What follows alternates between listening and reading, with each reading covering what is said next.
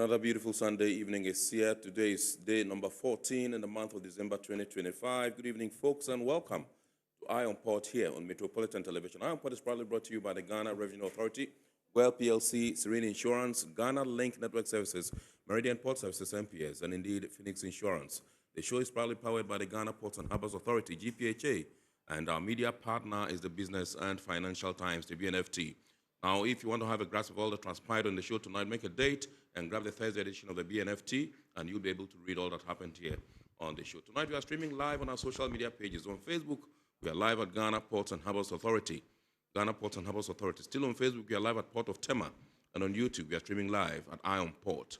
Now, we shall be getting interactive with you as usual. So all you have to do is sit back, relax, grab your phones, and send us your messages and comments ahead via our dedicated WhatsApp line, which is 0553 037353, 0553 037353. And when the time is ripe and I pick signals from the production team, we shall activate the phone lines for you to call in and contribute to the discussion.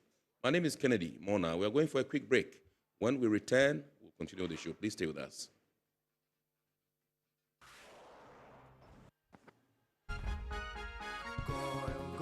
Good energy brings you quality choices with Goil Super XP.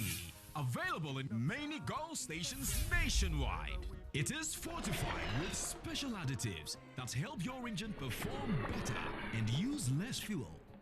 Branch into a Goil station today and energize your ride with Goil Super XP, compatible with most vehicles. Goil Super XP will feel ya, huh? Will be feel. Goil, good energy. Yeah, yeah, yeah. Electricity, then pay your taxes. Our taxes, our future. Because you see, without our taxes, we wouldn't have good roads, good schools, better hospitals, street lights, and other very important social amenities. When we pay our taxes, we give our children free and quality education. Talga, my money too small. Why should I pay my tax? Look, small. Salifo, it doesn't matter how small or big your business or income is, you still have to pay your taxes. The little taxes from each and every one of us, when put together, could give your community clean water or that deprived school with tables and chairs. Please pay your taxes. It is your responsibility. It is your civic duty. It is the law. Welcome to today's edition of Serene Insurance Business News. We present to you Serena. You're right. You can complete an entire insurance process for the purchase of any motor and other insurance products, from onboarding to issuing a motor insurance sticker and policy certificate, all on WhatsApp in less than 10 minutes. Serena is simple to use and it prioritizes user ease and flexibility. You can either use voice notes or text to effortlessly issue your instant policy, cross-platform renewals, claims, and also process your payments through mobile money, Visa, and MasterCard. To engage Serena, just search for Serena Insurance on all social media handles and scan the Serena barcode or save her number 0500 517 114 and start chatting her on WhatsApp immediately. There you have it. Serena is not just a tool, it's an innovation by Serene Insurance designed to redefine how motor and travel insurance are accessed and managed. Speed, convenience, and reliability.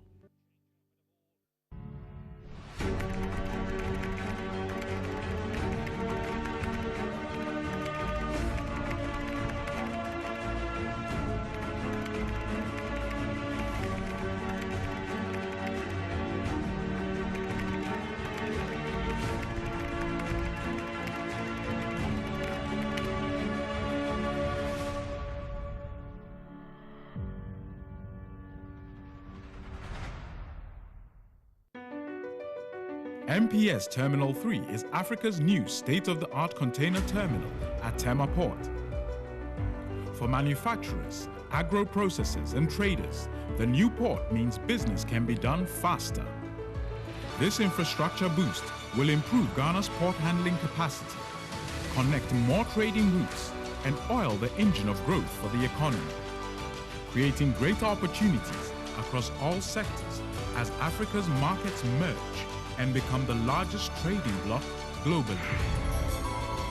MPS, we connect, you thrive. At Phoenix Insurance, we make the unpredictable predictable and the uncertain certain with our range of products, including motor insurance, fire insurance, engineering insurance, marine insurance, accident insurances, and all types of bonds. We have you covered. We also support you with risk management advice to enable you stay focused on your business. Take a policy with Phoenix Insurance today. We help you rise from adversity stronger and more secure. Contact us on 0302 246319 or 0302 246644 or any of our branches, agencies, and brokers spread across the nation. You can as well connect with us on our WhatsApp chatbot. Efiba is waiting to assist you. Make the future predictable with Phoenix Insurance. Phoenix Insurance, a delightful service experience delivered with wisdom. All right, you're welcome back. We are now going to take a look at happenings in the port and shipping industry over the last week by way of local stories. Please enjoy. The Vice President of Colombia, His Excellency Francialina Marquez Mina, on Friday, 12 December 2025, led a high-level business delegation to the Ghana Ports and Harbours Authority as part of efforts to explore investment opportunities and deepen bilateral trade relations between Colombia and Ghana. The delegation was received on behalf of the Director General of the Ghana Ports and Harbours Authority by the Director of Port of Tema, Tebon Zuma, along with management officials of GPHA. The visit was aimed at identifying areas of mutual business interest while strengthening economic and commercial ties between the two countries. Vice President Marquez Mina underscored the critical role ports play in national economic development, stressing the need for stronger collaboration between ports in Colombia and Ghana to drive growth and shared prosperity. She noted that Colombia is pursuing a vision to reconnect with the world through strategic trade partnerships, adding that Ghana holds a special place in that vision due to historical and cultural links. According to her, Colombia seeks to strengthen trade relations with Ghana through enhanced port cooperation to improve livelihoods in both countries. Colombia está proponiendo un foro de alto nivel entre países de África y países de América Latina y el Caribe, y Ghana sin dudas es nuestro país aliado. On his part, the Director of Port of Tema, Tebon Zuma, reaffirmed that international trade is impossible without efficient port infrastructure and welcomed the proposal for closer collaboration. He expressed support for the idea of exchange programs between Ghanaian ports and sister ports in Colombia to facilitate knowledge sharing and capacity building. Tebon Zuma also welcomed Vice President's call to redefine historical trade routes as channels of prosperity and highlighted Ghana's strategic position as a gateway to landlocked countries such as Burkina Faso, Mali, and Niger. We see ourselves as the same people. So connecting and working together shouldn't be much of a problem. Connect to Africa through Ghana, and you are sure that you will connect to Burkina Faso, you connect to Mali, you connect to Niger. Today, the trade between Ghana and Mali, Niger, Burkina Faso has more than doubled. So Ghana has the best platform for you to land on. As part of the visit, the Vice President and a delegation toured key facilities at the Port of Tema, including the Meridian Port Services Terminal 3 and the Fruit Terminal, where they observed ongoing operations. The United Nations Conference on Trade and Development, UNCTAD, has organized a 3-day workshop to validate the Sustainable Smart Port Assessment Report of the Port of Tema. The workshop aimed to present and discuss the Sustainable Smart Port Assessment Report of the Port of Tema.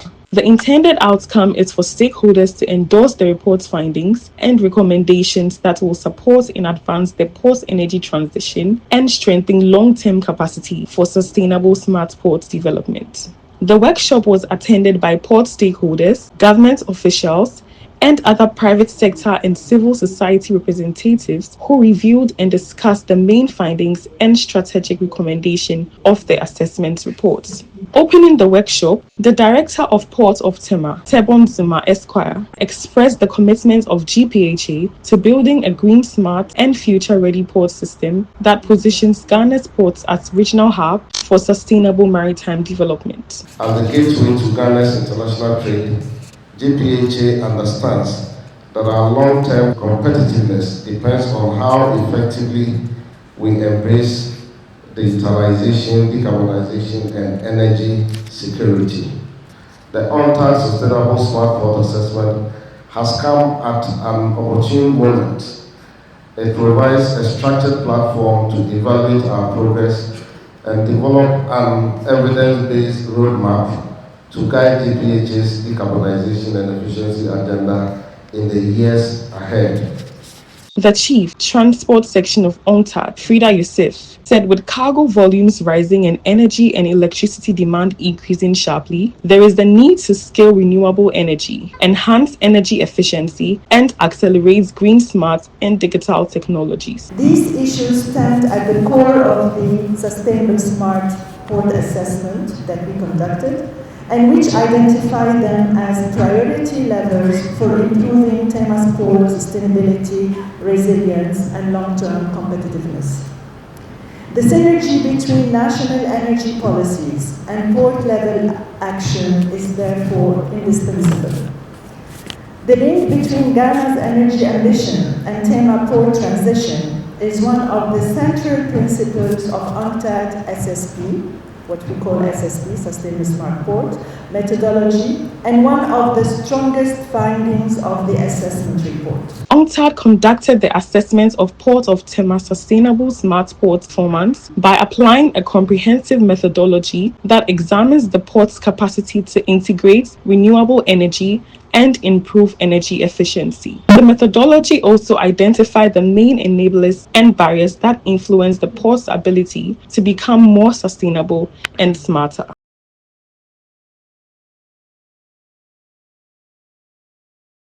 The Customs Brokers Association of Ghana has renewed its commitment to professional excellence, technology-driven operations, and strategic partnerships to support sustainable trade growth at its 2025 annual general meeting held in Koforidua. The AGM, which attracted customs brokers, regulators, traditional authorities and private sector partners, was held under the theme Empowering Progress, Quebec's commitment to people, technology and partnerships for sustainable growth. The president of Quebec, Nana Frejo Foriata, highlighted key achievements over the year and the review, including the enhanced member welfare, strengthened advocacy and expanded training programs aimed at improving professionalism with the customs brokerage industry. He also reported progress at the Quebec Training Institute (CTI), which has trained more than 200 participants since 2024. He noted that although international trade in 2025 has remained resilient, rising tariffs, geopolitical tensions, and financial volatility continue to affect smaller firms and developing economies, underscoring the need for long-term strategic planning within the sector. Technology is a key enabler of progress in our industry. This year, we have focused on embracing digital solutions to streamline custom procedures, enhance transparency, and improve our efficiency. Our initiatives in data analytics, digital documentation, and automation are not just about keeping pace with global standards, but also is about positioning our members as leaders in innovation. The Director of Operations at Ghana Link Network Services Limited, Raymond Amaglo, commended Quebec for its instrumental role in the success of the Integrated Customs Management Systems ICOMS 5 years after its deployment. He also announced the completion of an ultra-modern Tier 4 data center, which is expected to deliver near zero downtime, enhance cybersecurity, and faster processing capacity. One of the most significant milestones is the completion of the ultra-modern Tier 4 data center. I am pleased to reassure you that the building construction and equipment installation have been completed with the highest technical standards. This center will offer near zero downtime, enhanced cybersecurity, increased redundancy, faster processing capacity, and unmatched system reliability. The Deputy Commissioner in charge of operations at the Customs Division of GRA, Aaron Kano, commended QBAC for promoting competence, discipline, and ethical conduct among its members and encouraged brokers to continue prioritizing training, especially as customs processes become increasingly digitized. Aaron Kano further urged members to support customs revenue mobilization drive through accurate valuation, proper classification, and full compliance with customs laws. The country depends heavily on customs revenue for national development, and accurate declarations, proper valuations, truthful classification, and compliance with customs laws are essential to meeting our targets. We count on your continued cooperation to help us maintain and exceed our national expectations. Ladies and gentlemen, as we work to deepen our collaboration, let us assure you that Customs Division remains committed to engaging stakeholders in constructive dialogue, resolve operational concerns, and creating a conducive environment for trade. There were some solidarity messages from key stakeholders in the port and shipping industry. As an association of freight forwarders, your work as custom brokers is essential to Ghana's trade ecosystem because you serve as a bridge between regulatory institutions and the business community, i.e. importers. So we commend you for reactivating the QBAC Training Institute, and we hope and pray that you'll be able to take this not just higher, even as you collaborate with the World Customs Organization, so that many of us, I believe, would want to patronize the activities of the QBAC Training Institute. And if there's anything at all that we can also support with, please do not hesitate to call on us as well. We commend QBAC's dedication to empowering progress through its people. We are committed to continuing our partnership, collaboration, and cooperation to overcome challenges and seize opportunities. As we gather to share knowledge, best practices, and experience, we are confident that this AGM will yield valuable insights and strategies to propel your industry forward. The asset in your organization is part of the human capital that you are working with. Not just your cars, not just the money. The human capital is very key. And I'm happy that every year, QBAC for over 25 years now, we always leave work, come out and go back with new ideas, new innovation to work in progress. And that's why we are growing, and I'm happy to be here.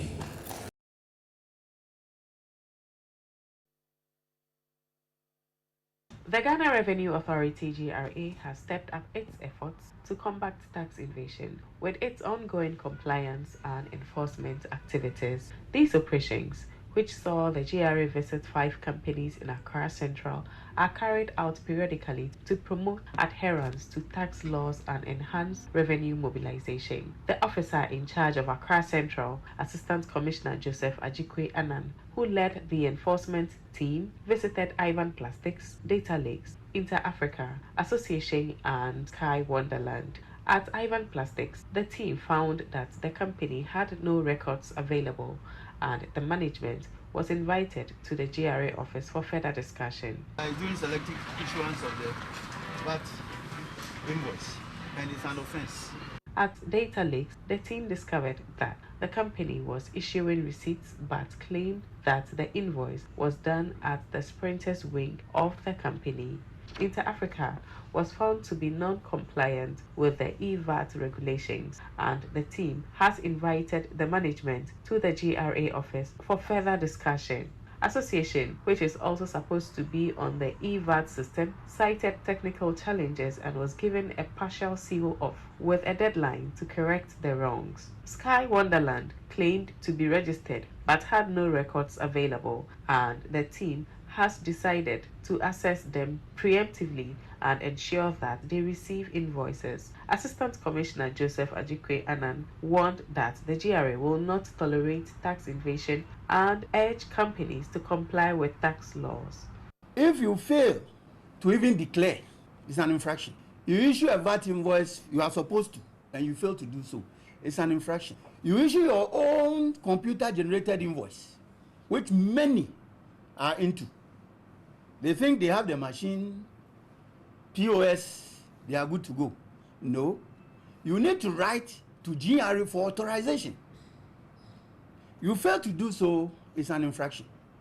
So when we come to you and you don't have that authorization, we will seize your gadgets. The GRA has vowed to continue its enforcement drive with a focus on ensuring that all companies comply with tax laws and regulations.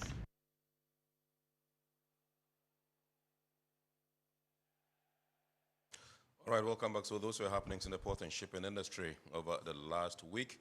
We are zooming into our discussion proper tonight, and tonight we're talking about women involvement or women participation in the Gulf of Guinea as far as security is concerned and leadership of women in the maritime industry. Now, across the Gulf of Guinea, women continue to break new grounds in maritime governance, law enforcement, and operations, sectors that were traditionally male-dominated. The recently held regional conference on advancing women's leadership in maritime security and governance at the Kofi Annan International Peacekeeping Training Center in Accra reaffirmed the importance of inclusion as a pillar for sustainable maritime security. Now, today's edition of Iron Pod is going to explore the strides being made to empower women across West and Central Africa in the maritime space. And so it gives me pleasure to introduce to us our guests for this week. And for tonight, we have Mrs. Sylvia Asanadauda Owu, who is Regional President, Women in Maritime of West and Central Africa, WIMOCA for short. Good evening, ma'am, and welcome. Thank you, and good evening to everyone. Absolutely. Madam Sylvia Asanadauda Owu is also Deputy CEO at the Ghana Shippers Authority in charge of technical services. We are glad to have you, ma'am. Now, also in the studios with us is Captain Georgina Jupap. She's a maritime and security consultant. Good evening, ma'am, and welcome. Absolutely, we're glad to have you. And also, last but not the least, Lawrence Dogli. He's a programs manager at the Gulf of Guinea Maritime Institute, GOGMI. Good evening, sir. Welcome, bro. Thank you, Kennedy. Absolutely, good to have you. Let me begin with Madam Sylvia Asanadauda Owu, and if you can tell us a bit about this leadership conference that you held here in Ghana. Thank you very much. Like you rightly said, I'm the president of WIMOCA, and WIMOCA is the Women in Maritime of West and Central Africa. So permit me to delve a little bit about WIMOCA before we go into that. I must also say that WIMOCA is an initiative of the International Maritime Organization. Within the framework of maritime development, IMO's Maritime Development Initiative, they have this Women in Maritime program, which started way back in 1988. Right. This was to ensure that programs are tailored towards encouraging female participation within the maritime institution. Right. So that also opened way for maritime institutions to take on board more females, within the institutions. And they followed up with specific fellowships for women. And that also encouraged more women to gain capacity, to have training within the maritime-related fields. Right. And I must say some of us were beneficiaries of these scholarship schemes. Following to that, the IMO established Women in Maritime associations to bring together professional women. It's a network of professional women, not only to talk about women issues, but also to help in solving related problems within the maritime sector. Right. That is how come the likes of WIMOCA were established. But globally, IMO has about 8 of such regional associations in the world. We have some in Africa, we have some in the Caribbean, we have some in Eastern Africa, we have some in the Pacific, and even in Latin America. I must say, WIMOCA is the youngest of such regional associations, and we are trying. We're not doing badly at all. Right. Yes, within the West and Central Africa. So basically, this has helped more women to come together. We now have a network of women within West and Central Africa who work within the maritime sector. And oftentimes, we come together to hold conferences. We come together to participate in trying to solve maritime-related issues. We come together to mentor the young ones and also to share ideas, which is very important because now that we are in our fold, we have women lawyers, maritime lawyers, operational women. We have, even now, we're bringing on board the security personnel, you know, which to me is very, very important. So that is how come we had this conference that we're talking about. It's one of the conferences that we've had in the recent past, but this is the very latest. And we had the support of the UNODC and the Danish embassy. They facilitated the process for us, and we really give them, we commend them for such initiative, such support. And that brought together women within the 14 African countries that we have our presence Spanning West and Central Africa. Exactly, exactly. So it was a big one, and it was well attended, and I think it was worthwhile as well. Absolutely. Awesome. Thank you so much. Let me come to Madam Captain Jopap and find out from you, ma'am. Can you help us appreciate when we say maritime security? First of all, let's go back to basics. What do we mean? Simply, safe sea for all. It is about protection of ships. Yes. It's about protection. Yes, you can draw your mic a bit closer. Yes. Absolutely. It's about protection of ships, shipping lanes, ports, port facilities, the coastal areas, the ecosystems in the areas. That's the prevention of, try to protect all this against threats, so it's like against threats, so prevention of piracy, armed robbery, terrorism, smuggling, trafficking. It is also about maintenance or enforcement of the maritime laws and counter-terrorism measures that we have. It is also about the promotion of safe and stable international trade in global maritime in the global maritime community. It's also about safeguarding the ports, the harbors, and the port facilities that we have. So basically, when we talk about maritime security, it's talking about the protection and prevention of crime in the maritime domain, which we have. So basically, and it encompasses like all security issues. It's, the territory is maritime, but every maritime security is just like all the institutions that you have ashore or in the territorial land that prevents or secures the safety of property and that of life. So we have it. That's basically what maritime security is about. Now, from your own assessment, with a particular reference to our boundaries and borders, what would you say, where would you say we stand in terms of security? When we come to maritime boundaries, unlike terrestrial, or what I say, unlike land boundaries, which is you either obtain it by, you acquire it by conquest or by administration. But when it comes to maritime boundaries, it is defined by international law, because we look at the maritime domain and say it is the common heritage of mankind. So it belongs to everybody. Burkina Faso has a share, Mali has a share. So internationally, we the boundaries of coastal states are determined by international law, which we usually have the UN Law of the Sea, or UNCLOS, simply as we say it.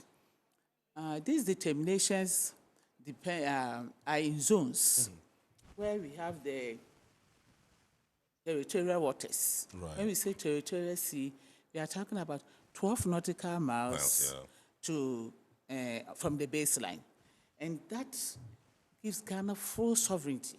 Ghana has full sovereignty. It's as every law, everything that happens in Ghana on the land is part of it. So it has full sovereignty.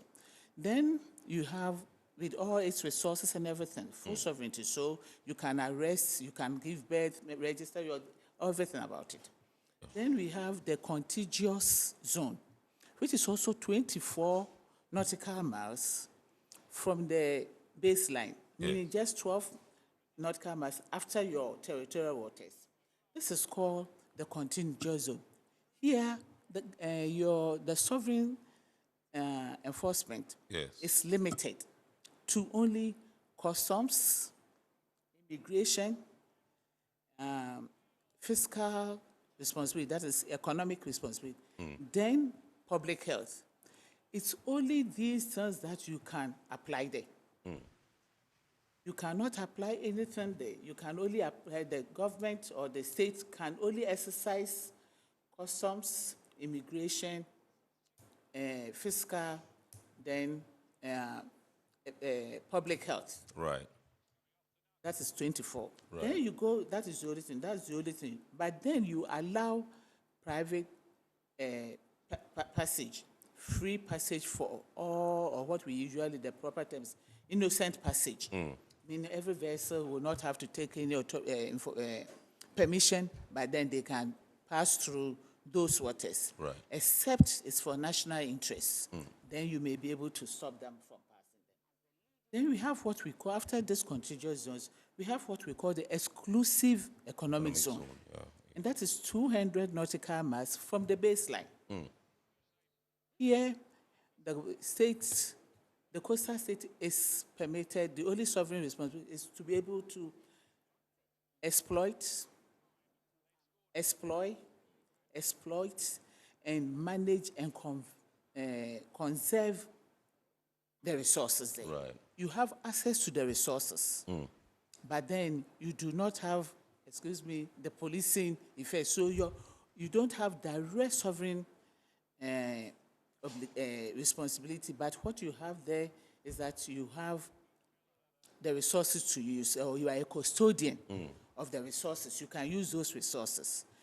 Even after the 200 nautical miles, if your continental shelf extends beyond the 200 nautical miles, then you can request, it's not automatic, you can request for extension of your economic zone. And the maximum of that one is 350 from your baseline. Right. And there you only have the resources to use. So when you look at it critically, it means after the 24 nautical miles, the rest of all is part of the international, even part of the 24 miles is international after the 12 nautical miles, the rest is international waters. And therefore, the limits or the sovereign power is reduced towards that. Fortunately for us in Ghana, we have acquired all this. So this gives us rights, responsibility, and jurisdiction in the maritime domain. But you know how much you can exercise and what you cannot exercise. And that is the maritime domain. So when it comes to security, this is what we have. You know where your jurisdictions, your responsibilities, and then your jurisdictions are applied. However, that's the trick there. However, all these things are internationally regulated. Right. So when, Navy vessels chasing another, and the person runs into the 25, for example, cannot. So that is what we have with our maritime border. Awesome. Thank you very much indeed. Let me come to Lawrence from the Gulf of Guinea Maritime Institute. Your organization, I am aware, has, as it were, done quite a number of researches on women participation in the maritime industry. I just want to find out from you some of the findings and some of the challenges, biggest challenges they face in advancing leadership roles, advancing to leadership roles or positions in maritime security, and how these obstacles can be dealt with, if there are any recommendations you'd want to profile. Thank you very much, Kennedy.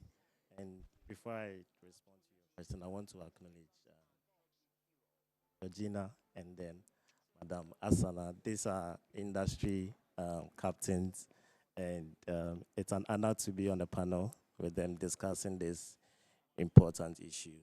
Now, to respond to your question, I think there are some key points that we need to look at, and perhaps that will frame the discussions. The very first one is that the maritime environment is a gendered one, in the sense that when you look at the sectors, when you look at the fisheries, when you look at transport, academia, you find both men and then women.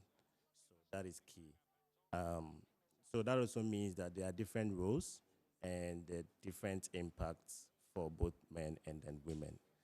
The second point is that maritime security threats and challenges is not gender blind, in the sense that whatever the threats are, whatever the challenges are, it affects both men and then women.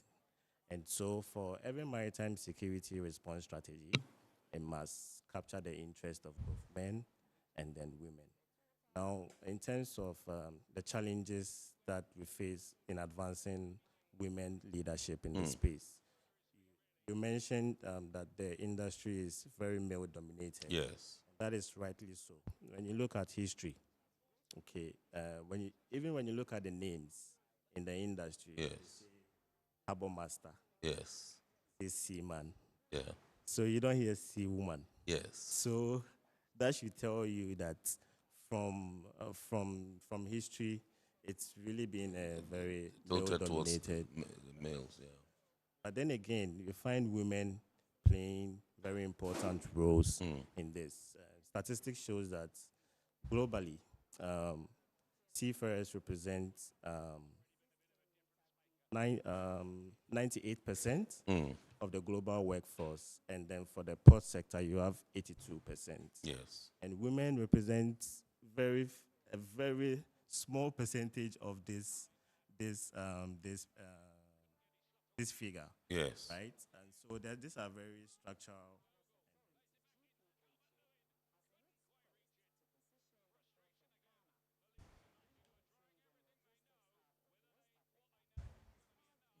Because there are so many initiatives, very strategic and important initiatives, both at the UN level, at the regional level, and also at the local level. To touch on a few of these challenges, looking at organizations that are very inclusive, the awareness creation in the space. Yeah, that was going to be my next question.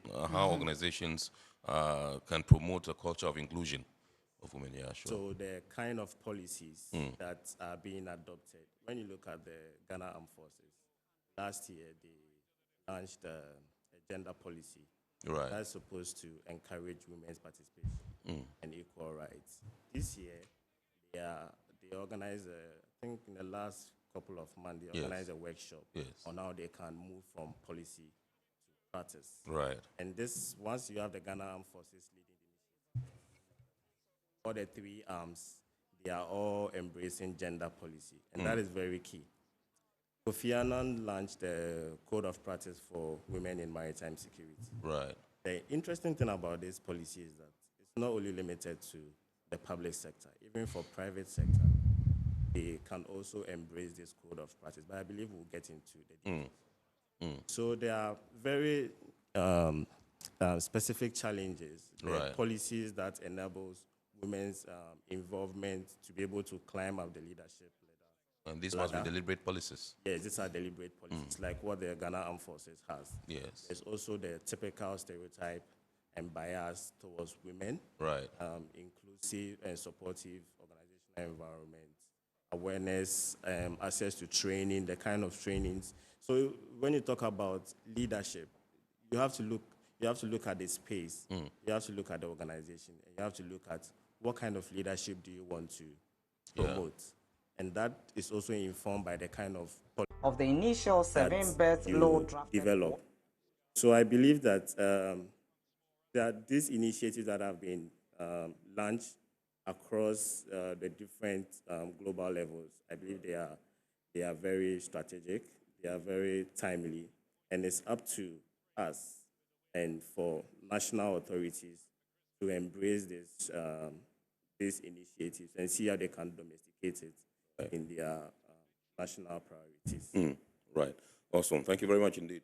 I can see some viewers have started calling this particular line. This particular line is for WhatsApp. When the time is ripe, we'll activate the phone lines and you get that number to call.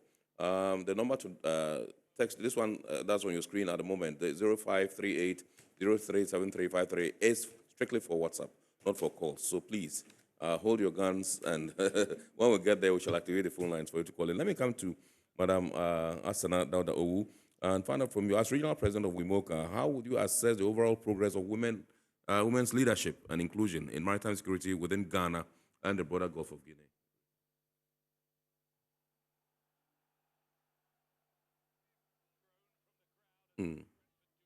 That is why IMO set up this network of women to promote women inclusion. Yes. And with such an initiative, you need the data to support whatever you're doing. So we have done some work as well. I know the maritime security space, it looks like a lot has been done, and a lot of improvement is going on there. But WISTA and IMO also conducted some study, and 2021, it was noted that 26%, of the maritime workforce is made up of women. Yes. That was 2021. But 2024, the number went down to 19%, which to us is not so good. It doesn't look good. And that shows that a lot of work needs to be done. And out of the 19%, 1% of seafaring, are in the seafaring sector, which means a lot needs to be done.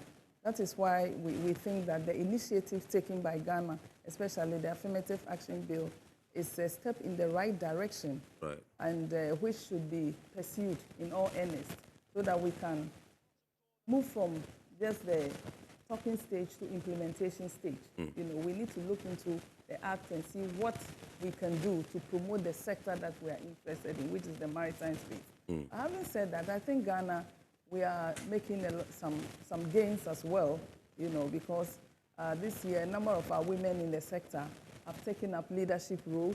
I can mention of Madam Jamila Mahama. Yes. She is a member of WIMOCA, and she is now the board chair of the Ghana Maritime Authority. Esther Jedu is also a board member. Right. And even within you are referring to Madam Esther Jebidonko? Jebidonko, yes, Jebidonko. She is also a board member, a seasoned maritime expert. She's a board member of the Ghana Maritime Authority. And even when you go into the region, some of our women have been given leadership positions. Yes. We have one in the Gambia who is the head of the Gambia Maritime Authority. And even in Nigeria, we have some of our women also taking up, just this year, we have a number of our women taking up leadership roles, within the sector, which is very, very encouraging. But we also think that more needs to be done, to bring on board more women, and also to expose the sector to the younger generation. We've always thought that this is an exclusive sector, and people do not even know much about us. So yes, we, as an association, we think that it's up to us to go out there and educate the young ones of the opportunities that is within the sector. And to add to that, even for us women in the association who are holding leadership roles, we think that there's a need for us to build capacity. You cannot push for leadership positions when you don't have what it takes. So we think that it's very important for us to build up the capacity and also prepare ourselves for the position. And that is what our association stands for, and that is what IMO is pushing the agenda for us to do. Absolutely. Now, he mentioned some of the challenges that women face, in their quest to, as it were, get onto some of these leadership roles in the industry. I just want to find out from you and your organization whether you have also listed some challenges, you have identified some challenges, how you think that these challenges can be addressed. One of the key challenges is a stereotype within the industry. We know that it's dominantly, it's a male-dominated sector. Right. So sometimes it's assumed that it's not meant for the woman. You understand? That sector is not meant for, but we have to start changing that perception, changing that narrative. We know that some men have been quite instrumental in getting us to where some of us are. But we want to see more women in the position, in some of these positions. Yes. to serve as an example for the younger generation, to encourage more women to venture into that sector, you know. So we think that in addition to the capacity building, the training, you know, we also want to see promote mentorship for women to come on board. Apart from that, we those of us who have gotten to where we are we know that it is not easy. Sometimes, even when you are given an assignment, people think that you cannot do it. When you are a leader and you behave in a certain way, they assume that you are too difficult. They will even give you the name Tacha and other things. And when you are soft, it's assumed that you cannot do that. You know, so it's about time we started changing and encouraging more women to be given responsibilities that will, you know, as it were, be an example to the others to also follow suit.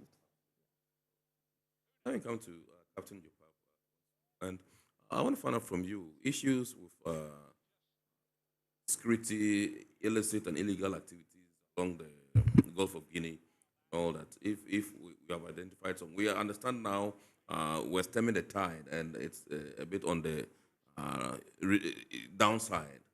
Yes, I want to find out from you, particularly with reference to crew, female crew members, about women seafarers and other sea. You know, how can organizations protect them from violence at sea? In the Gulf? Yes, within the broader Gulf of Guinea. The Gulf of Guinea is a strategic trade route, and Ghana is fortunate to be part of the, of it, because it's basically the center for most of the trades, shipping trades and shipping routes that we have. Right. It has a lot of resources. What we have in the Gulf is that the Gulf has a lot of resources in terms of almost the whole coastal belt of the Gulf is oil and gas. Right. We have the breeding grounds for most of the fish that we have, so we have a lot of fishery activities there. We also have a lot, the beaches are such that it is easier to land, that's what we call it. So we have landing sites a lot along our whole Gulf. And with all and other facility resources, and we have a lot of resources, ecosystems and all that. With all these things, it also attracts criminal activities very well. So in our Gulf area, the criminal things that we usually have is theft of oil. We have piracy. When we talk about piracy, piracy is this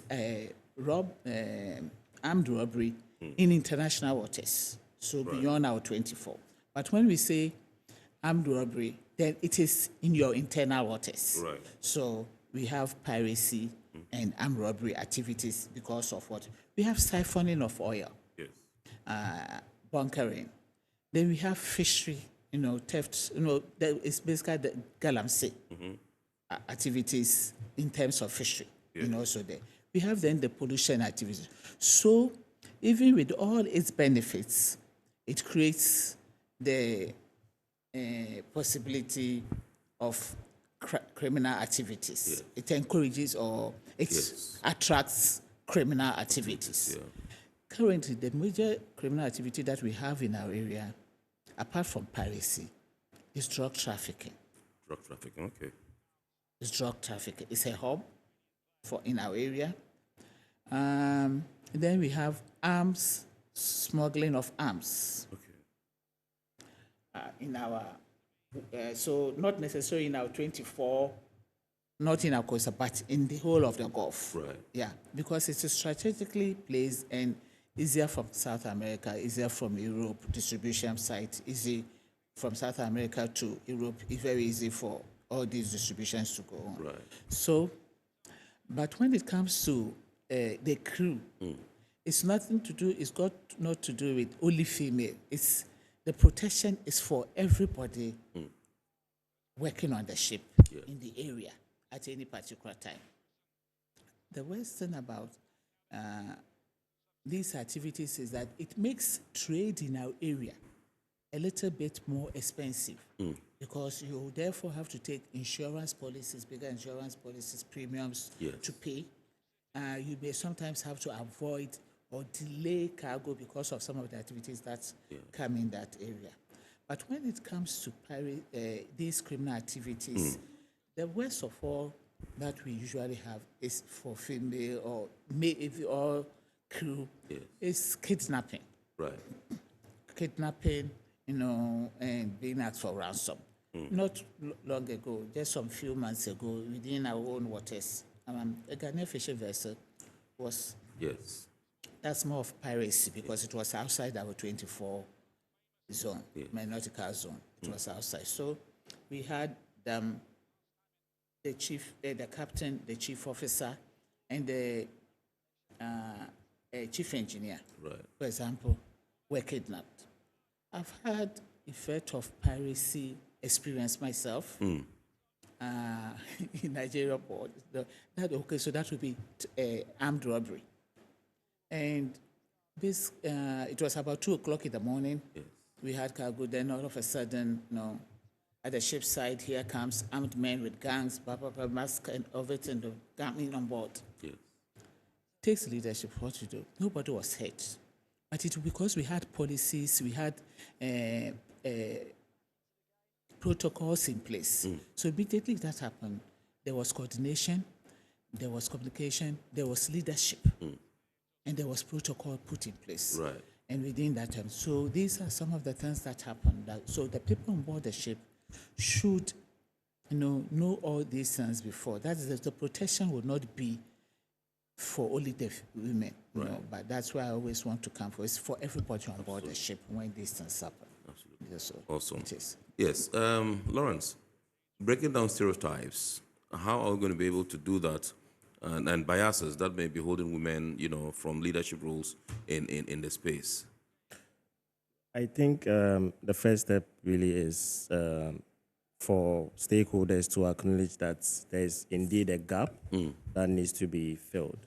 And then we need to amplify our voices when it comes to issues relating to gender inclusion and empowerment. I think that we've had some partnerships and we've organized a couple of programs in the past that I believe is geared towards addressing some of the issues, stereotypes and then biases. In 2021, we organized the Blue Caribbean Business Expo in partnership with Wista and Wimoka. And that was when I had the opportunity to work directly with Madam Asana. And the idea or the rationale behind this Blue Caribbean Business Expo was to provide a platform for young people, especially women, to connect with industry, understand what are the issues, and how they can also play a role in developing very practical solutions. And that was a very successful one. We had the participation of the Wimoka community as well as the Westa community. And then we had the support of the Canada High Commission, who was very much interested in girl-child education.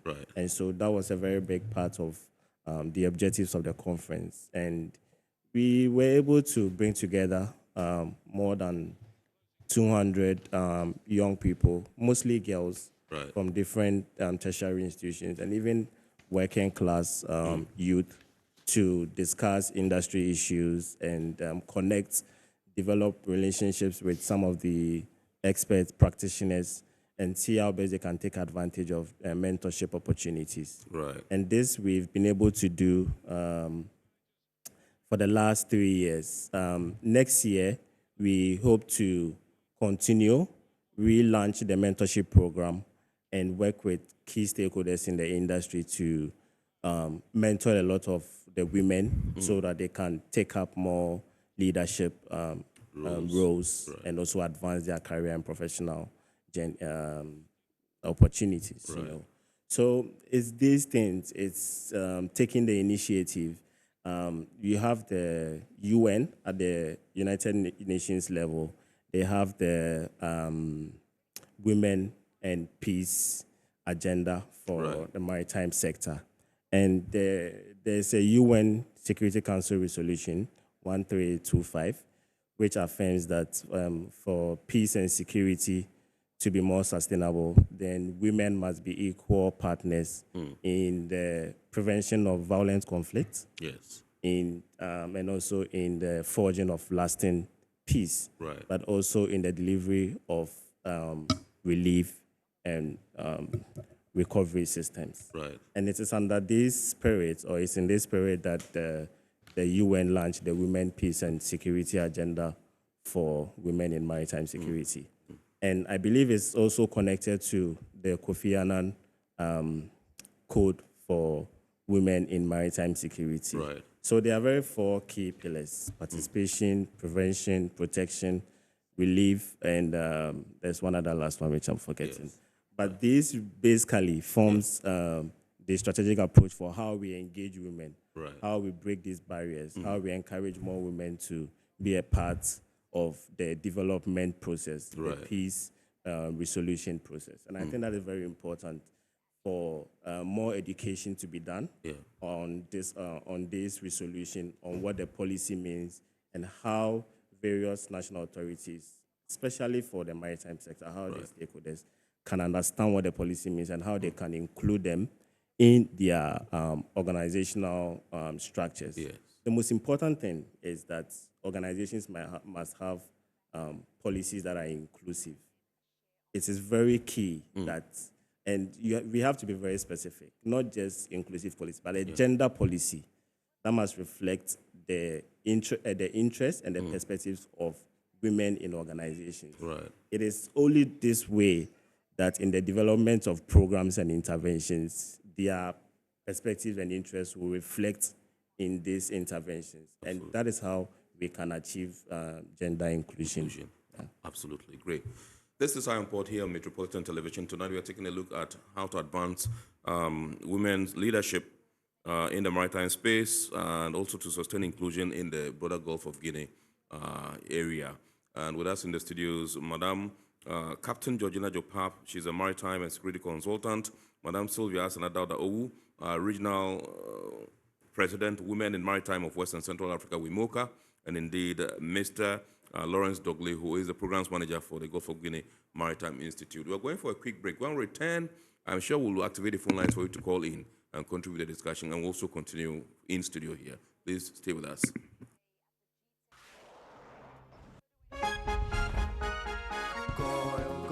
Good energy brings you quality choices with Goil Super XP. Available in many Goil stations nationwide. It is fortified with special additives that help your engine perform better and use less fuel. Branch into a Goil station today and energize your ride with Goil Super XP, compatible with most vehicles. Goil Super XP, Wufilia, huh? Wubefeel. Goil, good energy. Yeah. Electricity, then pay your taxes. Our taxes, our future. Because you see, without our taxes, we wouldn't have good roads, good schools, better hospitals, street lights, and other very important social amenities. When we pay our taxes, we give our children free and quality education. Talga, my money too small. Why should I pay my tax? Look, small. Salifu, it doesn't matter how small or big your business or income is. You still have to pay your taxes. The little taxes from each and every one of us, when put together, could give your community clean water or that deprived school with tables and chairs. Please pay your taxes. It is your responsibility. It is your civic duty. It is the law. Welcome to today's edition of Serene Insurance Business News. We present to you Serena. You're right.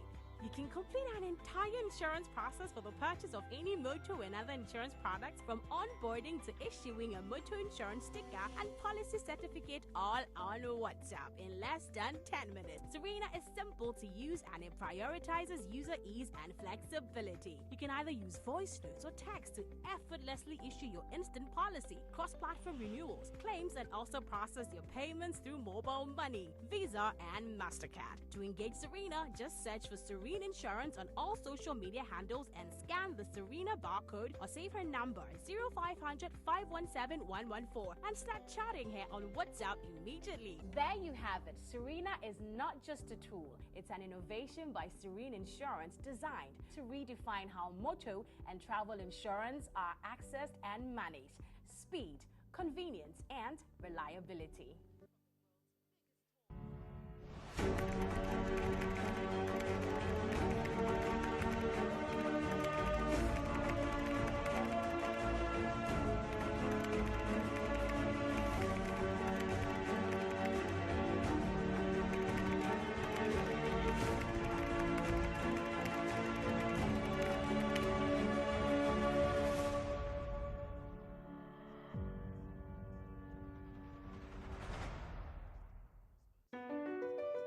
MPS Terminal 3 is Africa's new state-of-the-art container terminal at Tema Port.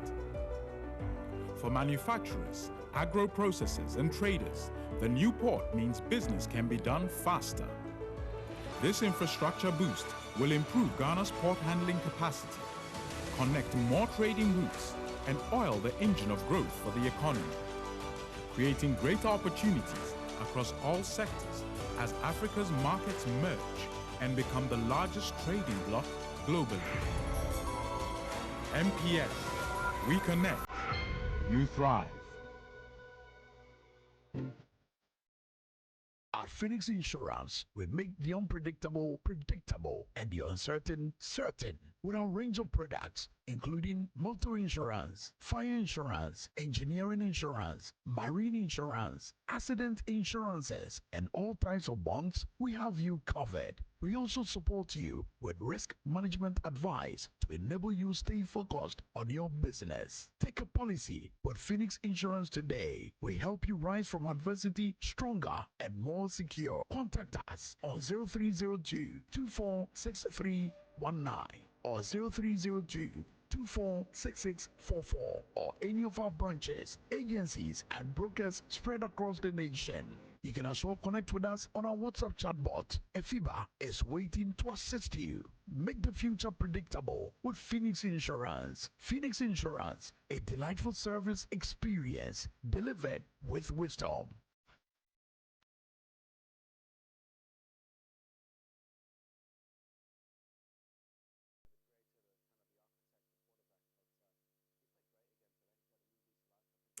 All right, so welcome back. I've been told the lines have been activated. You can call in and contribute to the discussion.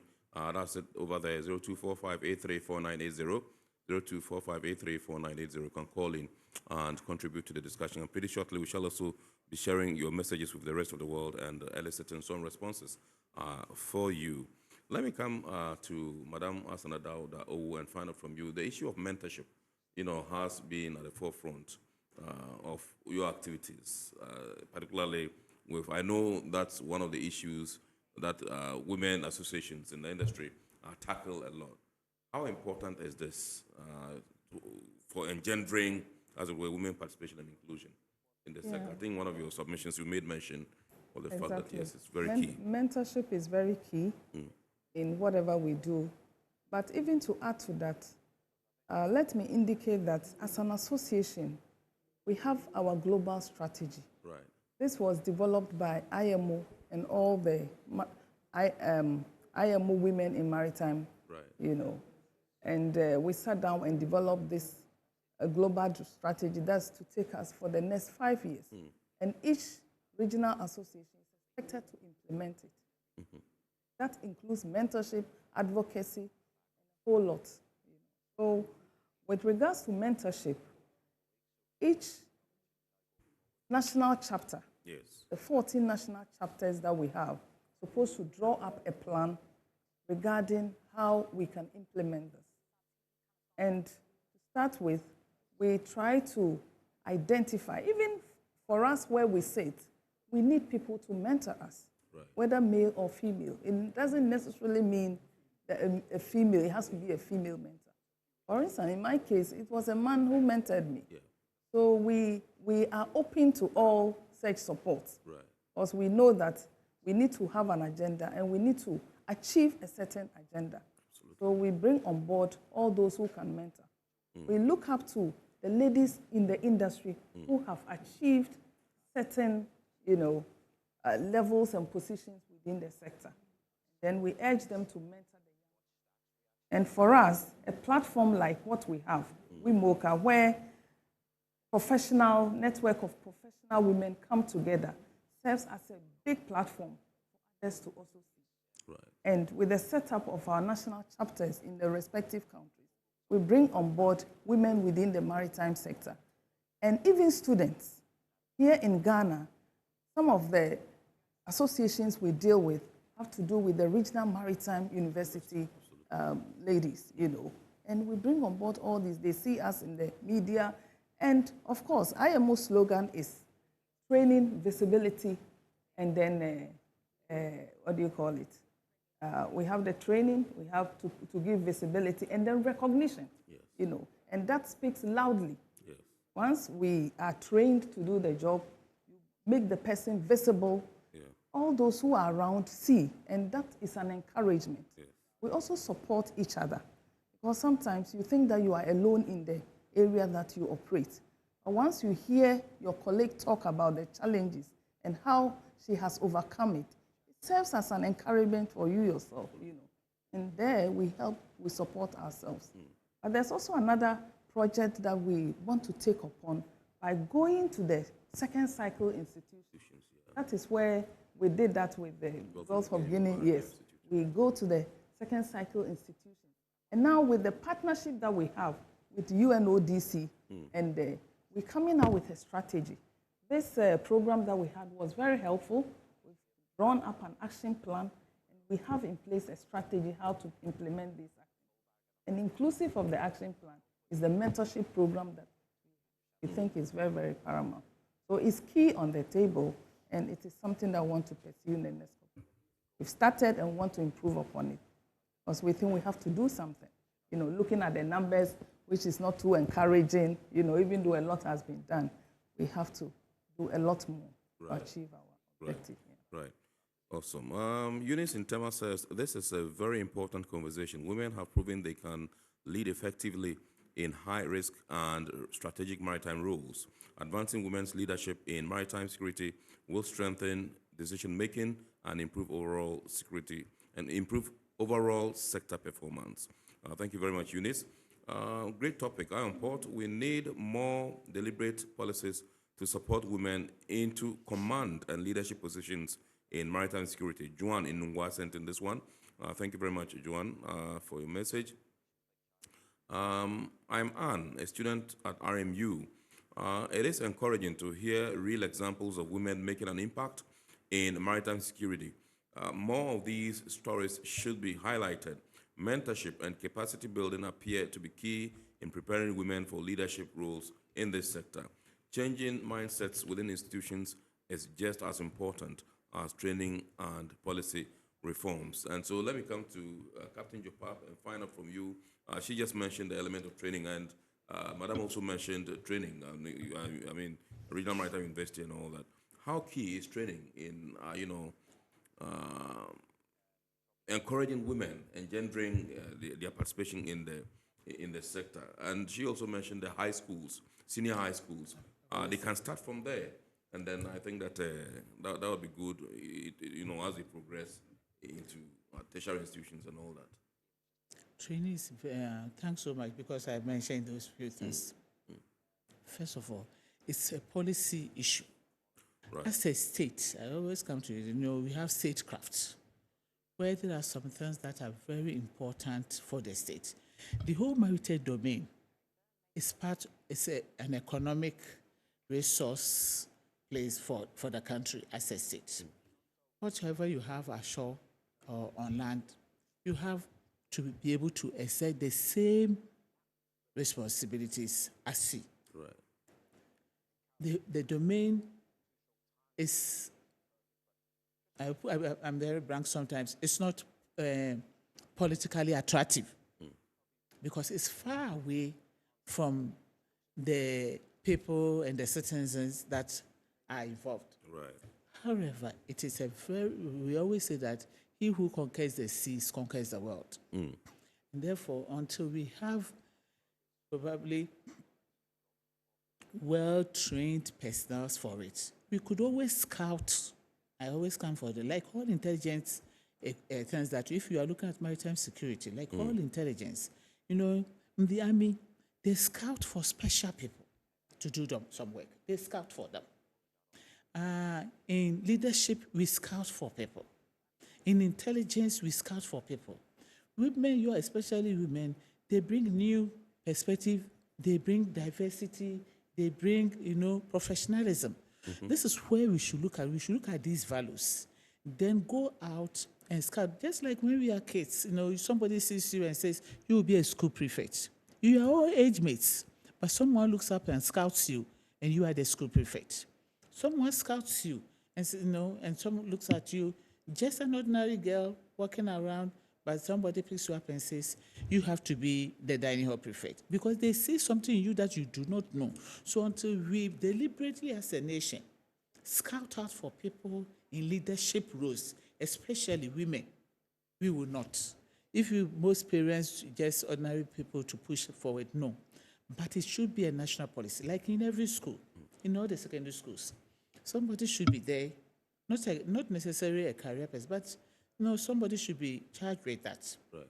That in this group that they came, A, B, C can do this. We can direct them into this area. QYT can go into this field. It's then we start monitoring them, sometimes encouraging them, baiting them with, giving them scholarships here and there, picking them up for internships. These are all part of the leadership training that we will require.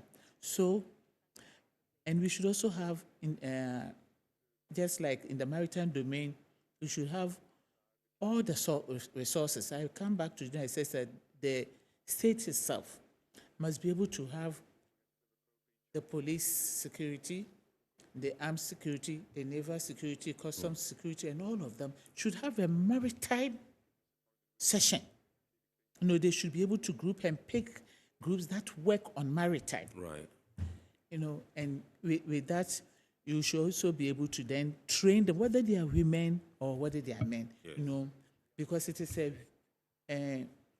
a specific or what to say, and it has its own niche, of people who have to do that work, because it's far from you and it needs intelligence. It's not being tough.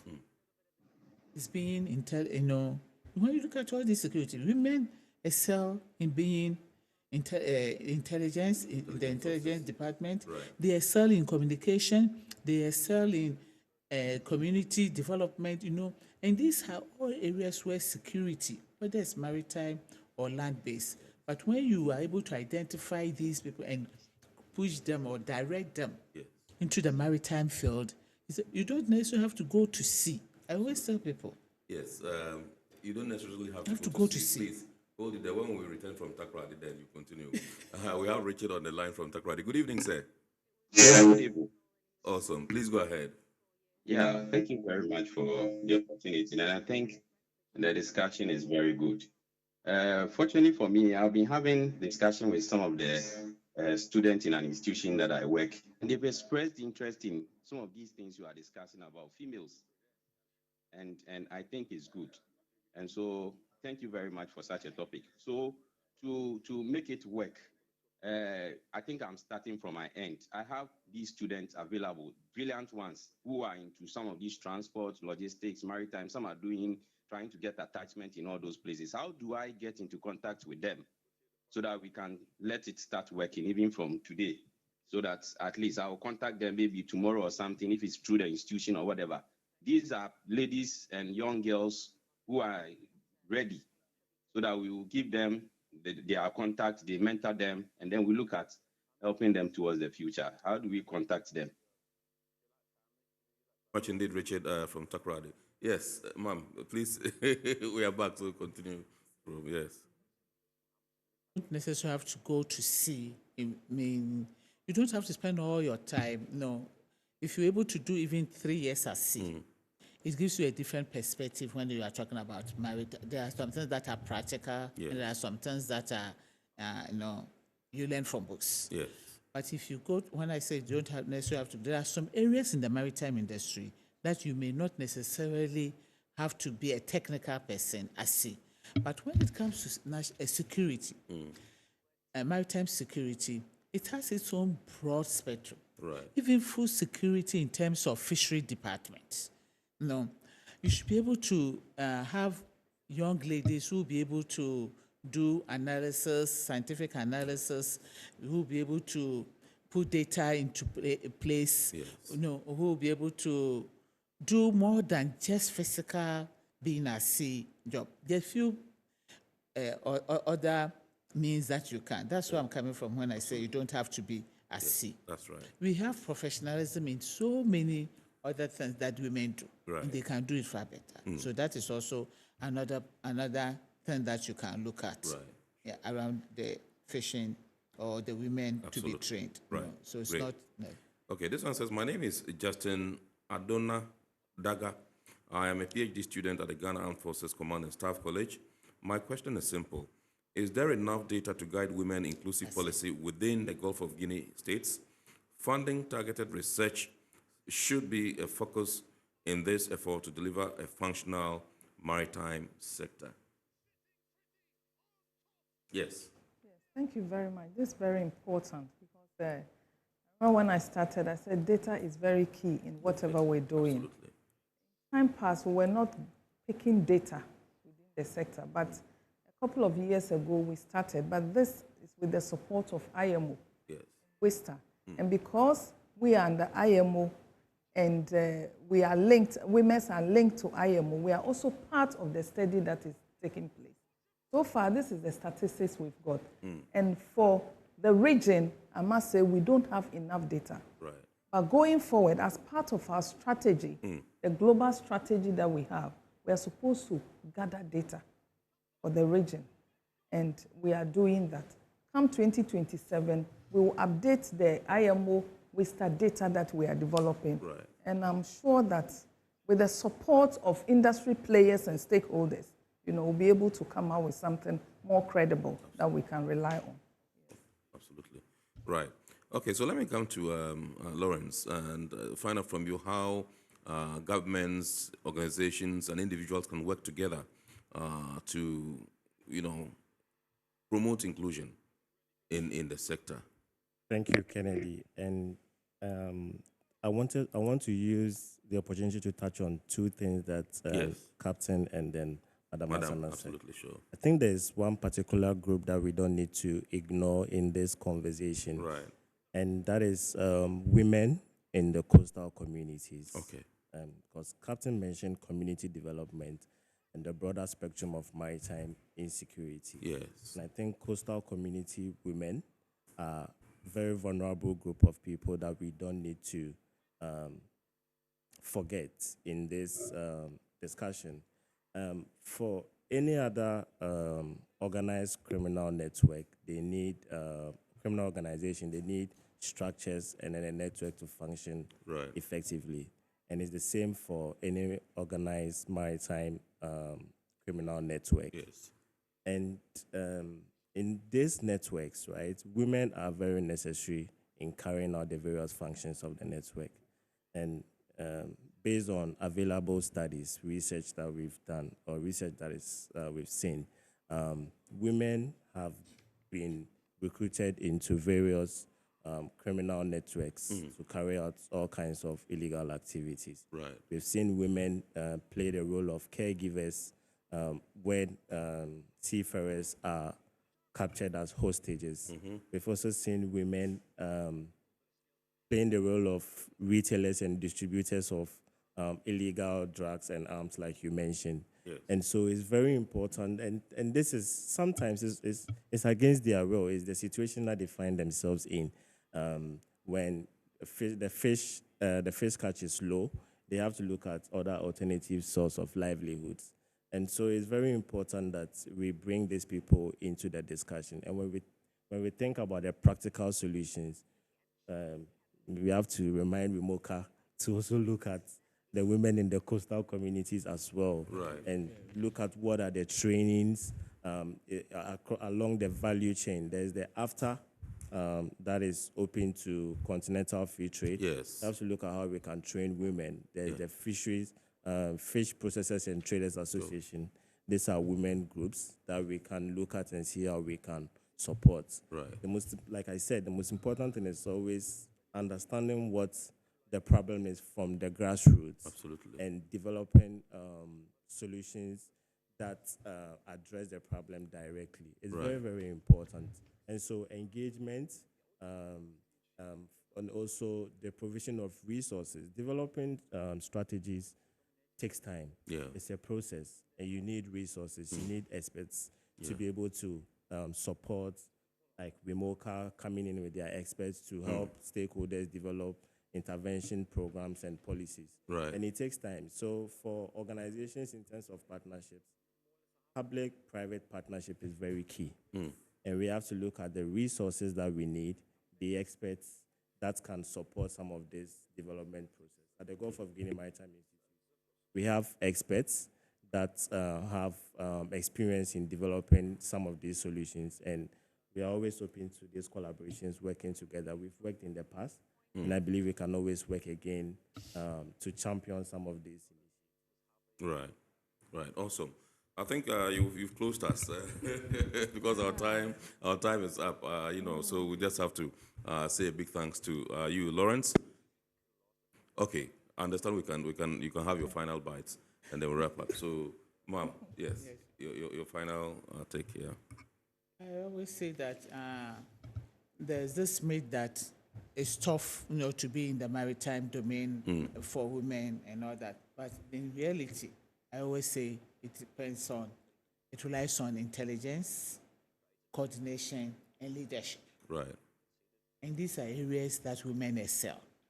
So changing these perceptions about women and starting with visible and successful stories will encourage younger ladies and future maritime experts. Right. Awesome. Thank you very much indeed.